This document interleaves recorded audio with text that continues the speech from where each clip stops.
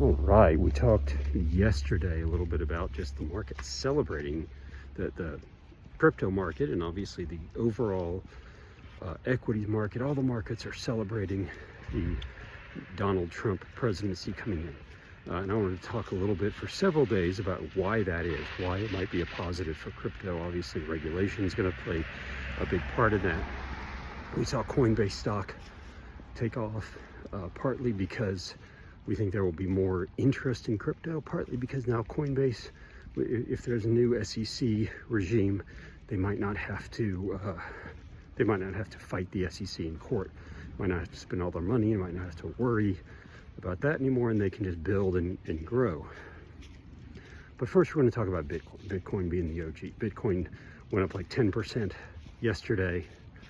It might, continue to move. I don't know. But why might it be going up? One is because the Trump economic policies, any economic policies at this point, likely lead to inflation. There's, as Paul Tudor Jones said, all roads lead to inflation. Donald Trump is aiming to place some pretty hefty tariffs on things, on anything that comes in from outside the country, especially from China, and that will lead to inflation. That will lead to higher prices of everything. And therefore, Bitcoin being the scarce asset that it is will likely go up in value. That's number one. Number two is Donald Trump, President Trump, I guess President-elect Trump, has talked about creating a strategic Bitcoin reserve. Senator Loomis from Wyoming has talked about that as well. What does that mean? That means the country, just like we used to hold gold reserves, we might hold a strategic Bitcoin reserve, and part of the proposal is to buy 200,000 Bitcoin a year for 5 years and get up to 1 million Bitcoin. Well, that's a lot of Bitcoin, and there's only 21 million ever. So that's the federal government buying it. And if our government's going to do it, other governments are going to do it as well. So you're going to have a race among governments to potentially build a strategic Bitcoin reserve. Again, that's demand where we're not creating much more supply. And number three is a regulatory regime that might be more pro-crypto, is going to allow for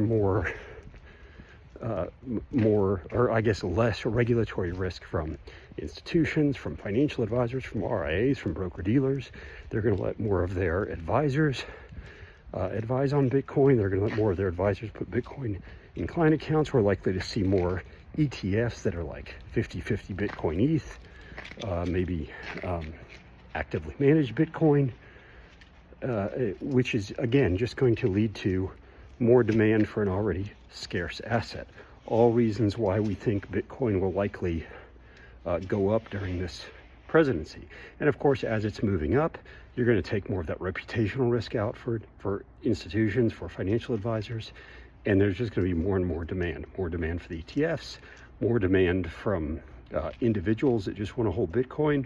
And so that's why I think that that's some of the reasons that I think Bitcoin is really going to see some growth during this presidency.